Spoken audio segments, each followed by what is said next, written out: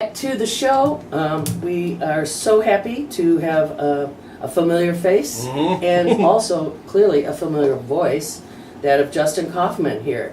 Welcome Good to see you. back. Yeah, right. To Live Good from to the see Heartland. your White Sox hat. Now, Yeah. you host the download on WGN, and when does that play? It's 7 to 11 on 720. So I do every night, Monday through Friday. So it's a little early for me. Wow. That would be AM. But yeah, we do. It's a talk show. It's an interview show. We say it's a show about Chicago, starring those who know it well. That's what we do. And I'm expecting your call then, right? No, Yeah, right. Exactly. Yeah. I got Mike was on the show. I got to get you guys. Tom and Katie, you're next. They had my kid on with Twin Peaks too. Yeah. That was great. Oh, Well, nice. you know, we remember you from the early days at Oh, the yeah. Heartland when you were involved in our what we call the Heartland Studio Theater.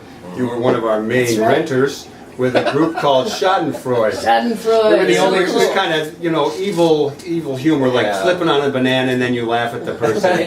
kind Taking delight in other people's misfortunes. I think That's we're the it. only renters you had that didn't sleep in the space. I thought you did sleep. No, we didn't. You moved on to public radio and you Yeah. got a salary and stuff. I did, yeah. It's fun. I mean, it's funny to think. I was looking back. There's a couple pictures of being on Live from the Heartland of Schadenfreude in 1998, 1999. Wow. So we're talking about almost 20 years, and so our 20-year anniversary is coming up here next year. So I got to get the whole I'm crew sure you're together. doing that at City Winery or somewhere exactly, downtown. Yeah, I don't think we'll get it back to the studio. Is the Maybe. troupe still performing?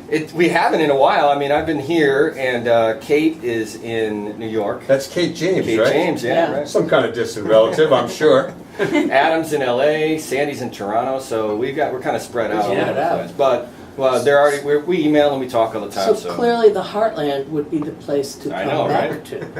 And Yeah. there's also a really good event space now in what used to be the Red Line Tap. Very big I love room. the Red Line Tab. Well, You it's should not as see it. funky as it was. Really? It's all polished and upgraded.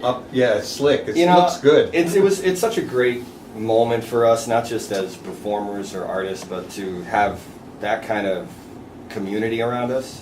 It's when we started to do a show in Rogers Park in a small black box, but yet to then go afterwards and go to the Red Line, and then afterwards go to the Heartland Cafe, or go to breakfast and meetings in the morning. I mean, we spent our lives, our early 20s at the Heartland in Rogers Park, and it had a huge impression on us, and we'll never forget it. So. Well, we're Sweet. glad to hear that. Yeah. Now, you spent a long time at at BZ. WBZ, Yeah. and you made a switch. You I want to did. share with us? Yeah, something sure. about that? I was I produced there. I directed. I did some shows. The last job I had at WBEZ was executive producer of Talk, and Todd Manley at WGN we started talking, and he was looking to take a little bit of what we did at NPR and bring it to WGN, and they had an opening at night because one of their guys had moved on. And instead of kind of going back to do another talk show, they wanted to do something that was a little bit more interview, a little bit more of a younger version of what Milt Rosenberg was doing for years at WGN. Right. And so it was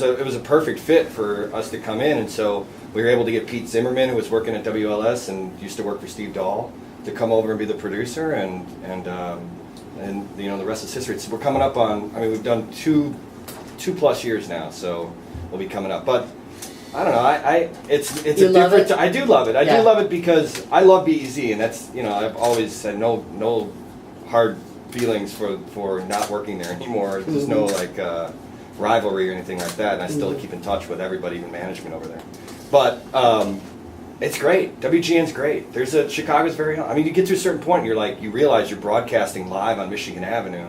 One of our former co-hosts used to have a show. Maybe he still does. Michael Stevens. Mike Stevens. Saturday mornings, yeah. Oh, he does. So Yeah. this is the time. This Is he on right now? He might be. I don't know exactly. I think it's an hour sometime in the The folks morning. waiting out there have a show every Saturday morning at this Listen, time too. You 118 listeners, don't leave us. Come on over to my tour. Or be sure to go to liveontheheartland.com. But I mean, it's WGN has a great listenership. It's amazing to me. When I was at BEZ, I was always like, wow. I mean, how is BEZ? Not have more listeners. I felt like it was the epicenter of the world. And you go to WGN and you realize quickly that there's a whole world out there that is much different and it's exciting. I mean, there's thousands and thousands of people that reach out on a weekly basis and talk, and It's crazy, man, and I love it. I love it so much because it's the first time that they're hearing from some of the guests that I bring on the show. That's It's the the best. first time That's the best. I hear I think even you. I mean, there's a certain point where a lot of people on WGN or who come on the show are like, "This is my first time I've ever been on WGN." I'm like, you know, what? Like this is the station for Chicago. So a lot of people. It used to be a certain way, and they didn't do a lot of guests, and now it's changing. So you made a Congratulations. case for why you're Thank you. excited about WGN, but the industry trends are that in an age of Yeah. Spotify, who listens to radio anymore?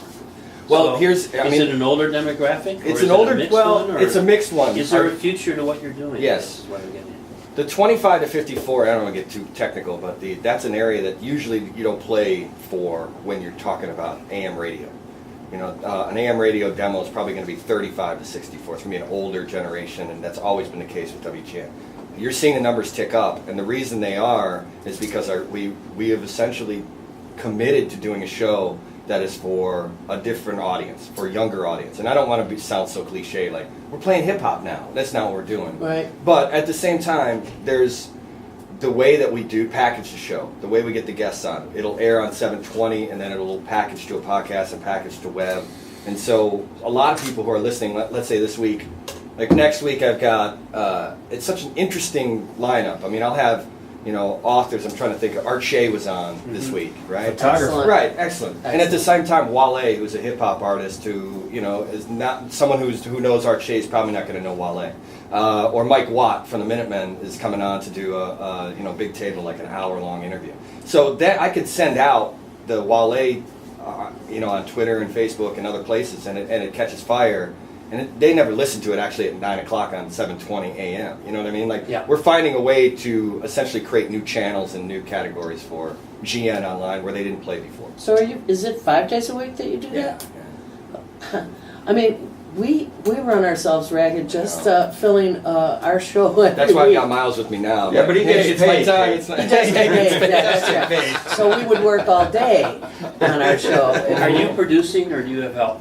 No, Pete Zimmerman is the producer, and but we produce together. I mean, I have such a 20 years of producing, and once you Yeah, once can't I mean, stop. I worked with. I mean, think about the people that I worked with, from Richard Steele to Yeah. Steve Edwards to Rick Hogan for Rick 60. Hogan. Yeah, I mean, there's a lot of great people that I've worked with at WBEZ where I was their producers, and so I learned from them how to host the show. But then I never lost the ability to produce. So, you know, for me, I'm a package deal where I can produce and do the prep myself and be able to execute the interview, and that's something that doesn't actually happen in the industry that often. So do you want to, let's just skip to The politics. big stuff. Yeah, right. How's Ram doing? Do you think that the Laquan video is dooming his reelection? Well, Or I soon saw to this. tell? No, we talked about this last night. I think it's very interesting. You look at some of the little lines that are thrown out in press conferences and other places that we've seen before and know what's coming. One, let's talk about schools, right? He said this week, and I forgot where he said it, but he said, we're going to have to make some hard decisions. Now, there's $600 million in the hole for just finishing up the year, right? And that's a little smoke and mirrors because that's block grants that haven't been delivered by the state. But still, at the same time, $600 million to finish out a school year it's ridiculous, right? Yeah. But when the last time he said we got to make hard decisions when it came to the schools, he closed 50 schools, the biggest closing in Right. American history. right? So when you start hearing the same rhetoric or the same lines, we got to make some hard choices. What's he talking about? Is he talking about removing management, removing Forrest Claypool? No. Is he talking about changing the structure of pensions in the teachers union? No. So what does hard decisions mean when he says? It means hold on to your hats. But the people. property taxes are capped, right? So So we'll hear about that in a yeah, second. but I guess at the end of the day, that's what we have to pay attention to with politicians. They know what they want to do, and they start to telegraph it earlier with the things like that, like the cliches, like we got to make hard decisions. If someone was going to go up against Rom, who do you think might be in that line? It's funny. I don't think she would ever do it because why would you lead Cook County president? You're actually not Tony Preckwinkle, of course, and you're probably not a student of Chicago if you think that a Cook County board president would want to be mayor. Right. You're probably better off being Cook County board president. That's You get the best of both worlds. You get your power base, and you don't get to be in the media every day. And right? you don't have to worry about Yeah. the myriad of. Right. So, For example, we lost a couple people this week from the water department who. crazy. I mean, really, three people quit. It's 20 Two people quit. One guy was fired for being handy or mouthy or both. It's 2017. Can we all agree that the mass email, racist email, can go away? Like, that's what they got busted for. Yeah. They got busted for, hey, let me make a racist joke on this email and let me include everyone from the water department. Have we not gotten past that? Like, is that one thing we can all agree on, that maybe that's just something you don't do? Racism is a deep thing. I guess so, man. That's the one where I just scratch my head. He missed that orientation class about how to use email. And the commissioner had to resign because he didn't do anything about it. And he was on that list too. Which commissioner? The water Murphy, commissioner. Barrett Murphy, yeah, and he's a Rom guy too. Yeah, and I'm a little concerned when major systems like the water department are without leadership, even for a little while. The other thing that Tom, my co-host Tom, hipped me to is the takeover of WGN by the Sinclair Broadcasting Group. Big week, huh?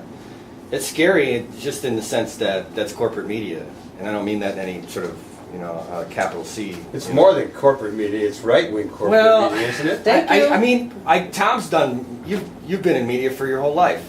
And I don't mean to put anybody down, but I mean, right-wing media. To say that is redundant. Media companies in this country are mostly conservative. Even the company that was just bought.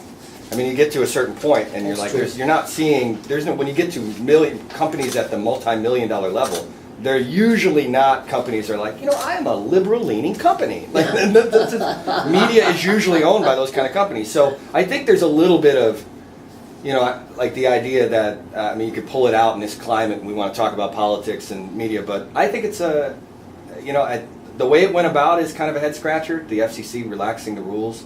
But at the same time, Sinclair is making a play to compete with other networks, and there's a lot of things in this deal, including sports rights, that nobody's talking about. The Cubs, the Yankees are in this deal. There's a lot going on that is past the idea of ideology and what you're going to put. WGN, the superstation. Yeah, they get all of WGN America. So you can understand there are a lot of ways you can play this. Obviously in Chicago, it's been a lot of consternation over Chicago's very own being bought. But Tribune Media is a great company that most of the board members and the bosses are in New York. And we survived Sam Zell, which right. we thought was going to be the down period, That's and a great now way to we look have at this. it. Yeah. Right, that's good. And I think it's fair to say that, notwithstanding the political leanings of owners, if you're trying to serve a marketplace in a diverse community like Chicago, you're going to have a product that serves that marketplace. However, given how we started things talking about who's listening to radio anymore, what's scary to me about this is that Sinclair has primarily worked in very small markets. Yeah. And suddenly they are instantly, if this deal goes through, in all the major markets in the country. And one could argue more conservative than the corporate WGN has ever dreamed to be. So do you worry about editorial prerogative and what you can produce in your show when you have this kind of ownership shift? I'm worried about the future because not unlike I kind of joked about it. I'm like, this is my first foray into commercial radio. I worked in public radio my whole life, so I knowing my brethren on the other side and newspapers, they deal with this every month. Yeah. They're like, they don't know what's going to happen, Right. and so this is part and parcel of being in this MSM. business. Yeah, right. But it's funny because I said, at BEZ it was always about they're going to defund public radio, or we don't have enough money, or things like that. So there's always some sort of stress involved in media one way or the other. Am I worried about them having an editorial hand? No. Okay, good. I mean, the way that they explain it to us, and it's been, they've been upfront, at least Tribune Media, is do your best. And my best is talking about Chicago and having great Chicagoans on to give different perspective. And I feel like I bring value to the company. Well, if I didn't, then I'd be worried. We're going to keep in touch with you to make sure that you don't get stepped on. Can I be a these fourth guys. co-host if it doesn't work out? Hey, yeah, because you don't work on Saturday morning, and Miles is all set. He's already comfortable. Yeah, I think there's a moment in time coming up where all three of us are out of town. It happens. Oh, I'll do it, yeah. So 2 years, who's the guest that surprised you the most? I've had I really enjoy getting into some of the areas that are non-traditional. So I've been able to get some kids from Chicago who are rapping or who are coming up and down, in their game, to make the trip to Trib Tower and sit down with me in a studio and do something that's very uncomfortable, kind of for both of us. Mm-hmm. Here I am, this kind of guy who's trying to ask them serious questions, and they're used to doing segments that are just sort of telling them when the album drops. And these kids, Lil Bibby and G Herbo, are two sort of drill rappers from the South Side. They came up around the same time as Chief Keef. They began their careers with Chirac, and the videos that they did was really sort of a portrait of gang life in Inglewood and on what's the housing project that's at like 67th and King? That's like where Mary Mitchell did the big piece about. That's where most of the shootings You are. mean Forgot the name the of it. ones that are knocked down? No. It's up, and I forgot to look it up. It's a very interesting story about one housing development or housing project, I guess you'd say. I think it's 67th and King. So that's either Parkside. Yeah, Oh, Parkside. 67th, Yeah, uh-huh. so they're from that area, and getting up in studio and being able to do that, and to hear them talk about their story without me or you or the paper telling it for them, like it was fun. Sweet. At first, they're kind of closed off, and then you keep going, and it's an hour-long conversation. And by the end, they're sitting there telling you about their lives and why we got it wrong and what. And once you get to that point, you can get to a point where someone is explaining their story better than the newspapers can. That's where you feel like you've won. Amen to that. And if we had a longer show, we could do an hour with each guest, Yeah, right. which you deserve. 4 hours a night. Yeah, seriously. But we have to go to our All right. next guest. So Love it. Great to see you guys. I'm really happy that you made it here today. And it's I'm nice to glad meet that your son, Miles. Miles. Glad Say that hi, you're Miles. Here. Say hi here. Hello.